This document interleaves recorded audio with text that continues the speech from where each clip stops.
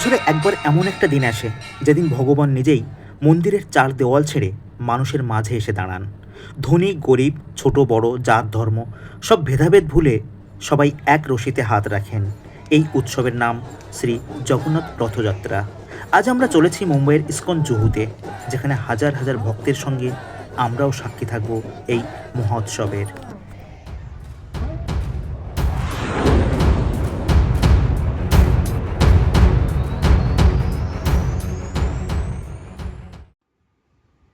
নমস্কার বন্ধুরা, এসএস ম্যালডিতে নতুন দিনের নতুন ব্লগের জন্য সবাইকে স্বাগত। আজকের ব্লগটা আমাদের কাছে বিশেষ গুরুত্বপূর্ণ। আমি শুভঙ্কর। আমি সুস্মিতা। আজকে আমরা শুধুমাত্র একটা অনুষ্ঠান দেখতে যাচ্ছি না, আজকের অনুষ্ঠানটা খুবই বিশেষ আর এমন একটা অনুষ্ঠানের সাক্ষী হতে চলেছি আমরা, যার ঐতিহ্য হাজার হাজার বছর ধরে রয়েছে। চলুন শুরু করা যাক আজকের ব্লগ। আমরা কোথায় যাচ্ছি আমাদের সঙ্গে থাকুন, দেখতে থাকুন। আমাদের যাত্রা শুরু হচ্ছে ভার্সোভা থেকে। গন্তব্য ভক্তি বেদান্ত স্বামী মিশন স্কুল। এখান থেকে শুরু হবে আজকের রথযাত্রা।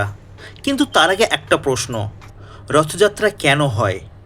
শুধু কি রথ টানার জন্যই, নাকি এর পেছনে রয়েছে আরও গভীর কোনো ইতিহাস?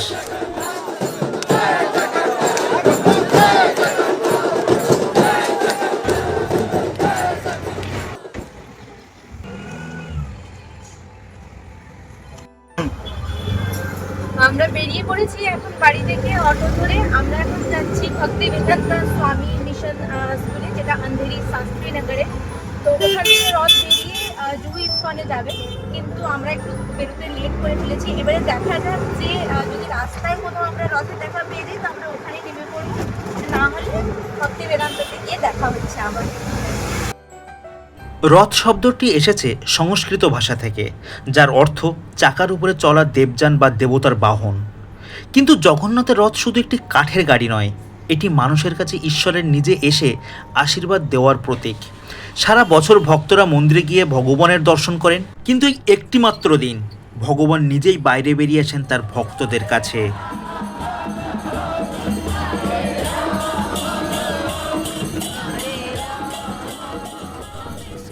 শুনতে পাচ্ছেন, দূর থেকে ভেসে আসছে হরে কৃষ্ণ হরে রাম মহামন্ত্র। যত আমরা কাছে যাচ্ছি ততই উৎসবের আবহ আরও স্পষ্ট হয়ে উঠছে।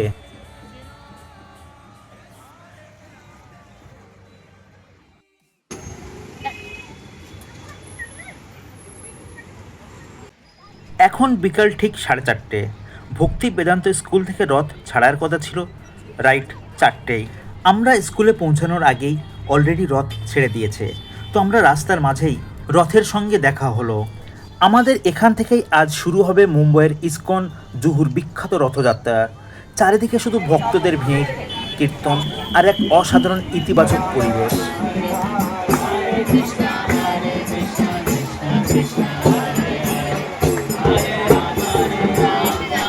ইস্কনের রথযাত্রা শুধু ভারত নয়, পৃথিবীর বিভিন্ন দেশ থেকেও ভক্তরা অংশ নিতে আসেন। কারো হাতে করতাল, কারো হাতে মৃদঙ্গ, কারো মুখে শুধু একটাই নাম, হরে কৃষ্ণ হরে রাম।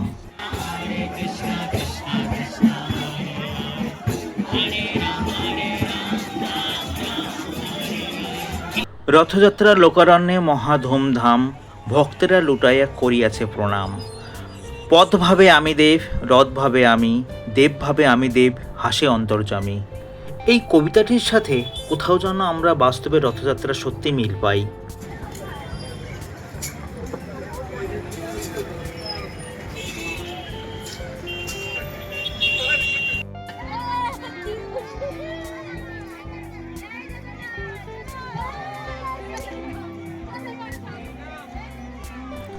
এবং এটাই আজকের সবচেয়ে বড় আকর্ষণ, শ্রী জগন্নাথ দেবের রথ দূর থেকে যতটা সুন্দর লাগে, সামনে সামনে দাঁড়ালে তার সৌন্দর্য যেন আরও কয়েক গুণ বেড়ে যায়। রঙিন কাপড়, অসাধারণ কারুকার্য, পতাকা আর হাজার হাজার মানুষের চোখের এই একই অনুভূতি, ভক্তি। কিন্তু একটা প্রশ্ন রয়ে গেল, জগন্নাথ দেব আসলে কে? কেন তার চোখ এত বড়?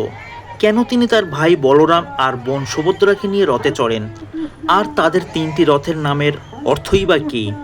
এই 3টি বিগ্রহকে দেখে অনেকের মনেই প্রথম প্রশ্ন জাগে, কেন জগন্নাথ দেবের চোখ এত বড়, কেন তার হাত পা সম্পূর্ণ নয়, আর তার সঙ্গে কেন রয়েছেন বড় ভাই বলরাম এবং বোন সুভদ্রা? এই প্রশ্নগুলোর সব উত্তর লুকিয়ে আছে এক প্রাচীন কাহিনীতে।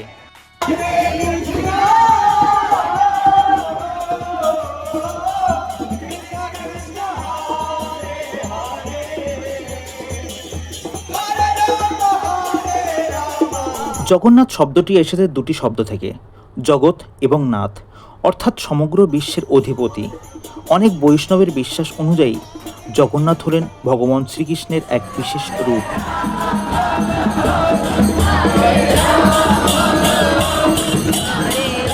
জগন্নাথের ডান পাশে থাকেন তার বড় ভাই বলরাম, যিনি শক্তি, সাহস ও ধর্ম রক্ষার প্রতীক।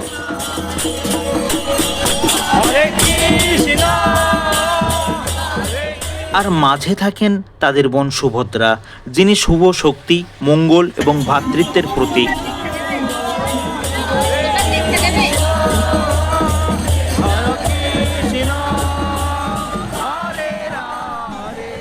প্রাচীন কাহিনী অনুযায়ী একসময় নীলমাধব নামে ভগবান বিষ্ণুর এক অলৌকিক রূপের পুজো হতো। রাজা ইন্দ্রদুম্ন সেই দেবতার দর্শন করতে চাইলেও তাকে আর খুঁজে পাননি। পরে স্বপ্নাদেশে তিনি পুরীতে একটা বিশাল মন্দির নির্মাণ করেন। সেখানেই প্রতিষ্ঠিত হয় জগন্নাথ, বলরাম ও সুভদ্রার বিগ্রহ। চলুন এবার তিনটি রথের সাথে পরিচয় করি। প্রথম হলো জগন্নাথ দেবের রথ। প্রভু জগন্নাথের রথের নাম নন্দীঘোষ। হলুদ ও লাল রঙের এই রথ আনন্দ, করুণা এবং ভক্তির প্রতীক। বলরামের রথের নাম তালধ্বজ। সবুজ ও লাল রঙের সজ্জিত এই রথ শক্তি, স্থিরতা এবং ধর্মের প্রতীক। সুভদ্রার রথের নাম দর্পদলন, যাকে অনেক সময় দেবদলনও বলা হয়। কালো ও লাল রঙে সজ্জিত এই রথ অহংকার ভেঙে বিনয় ও শুভ শক্তির বার্তা বহন করে।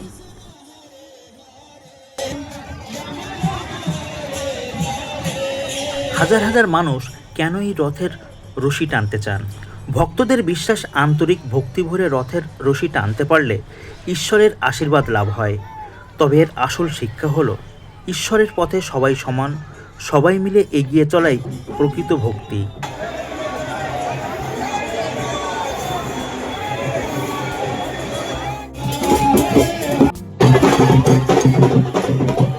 দেখতেই পাচ্ছেন চারিদিকে কি অসাধারণ পরিবেশ। শুধু ভারত নয়, বিভিন্ন দেশ থেকে আসা ভক্তরা আজ একই তালে, একই আনন্দে কীর্তনে মেতে উঠেছেন। ভাষা আলাদা হতে পারে, কিন্তু ভক্তির ভাষা একটাই।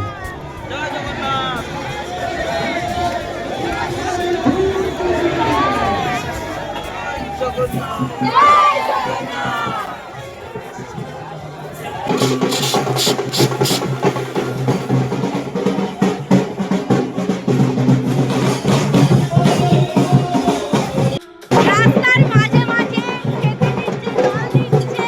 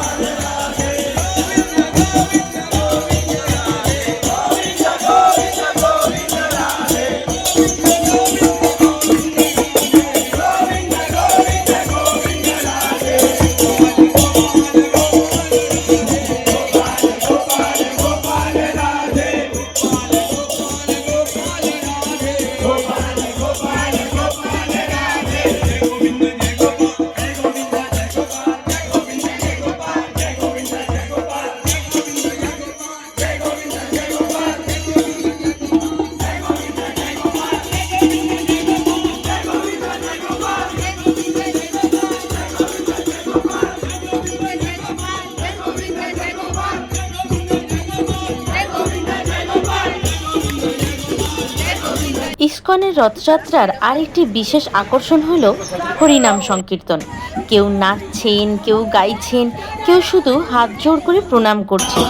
আনন্দটা যেন সংক্রামক, একজনের হাসি আরেকজনের মুখেও ছড়িয়ে পড়ছে।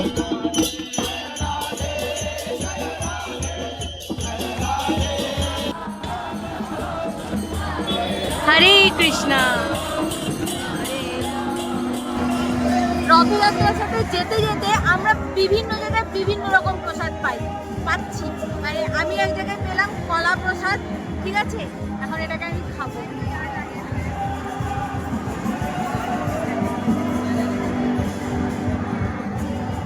আসলে প্রসাদটা না, প্রসাদের স্বাদ এটা সেটা শুধু খাবারের নয়, এতে রয়েছে আশীর্বাদ আর ভক্তি ভালোবাসা।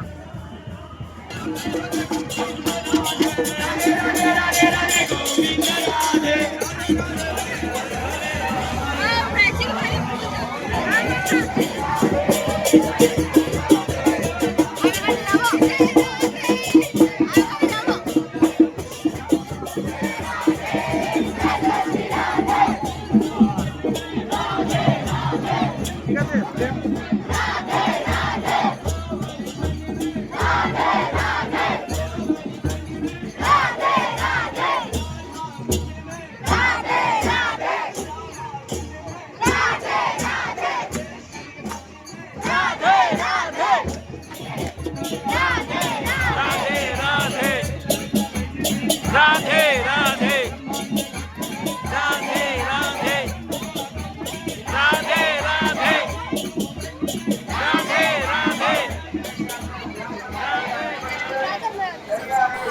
আমরা এখন ইসকনে চলে এসেছি।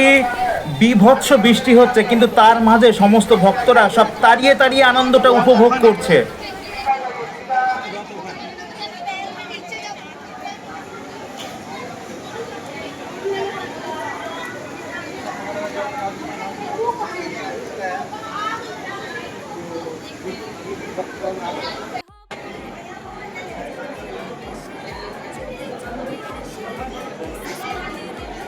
ইসকনে এখানে প্রসাদ দিচ্ছে, সবাই প্রসাদ গ্রহণ করছে। এবং ভেতরে সবাই বসেই প্রসাদ গ্রহণ করছে। তো বন্ধুরা, আজ সারাদিন রথের ভিডিও দেখলে তোমরা আমাদের সাথে ছিলে। তো যাই হোক, আজকের ব্লগ এই পর্যন্ত।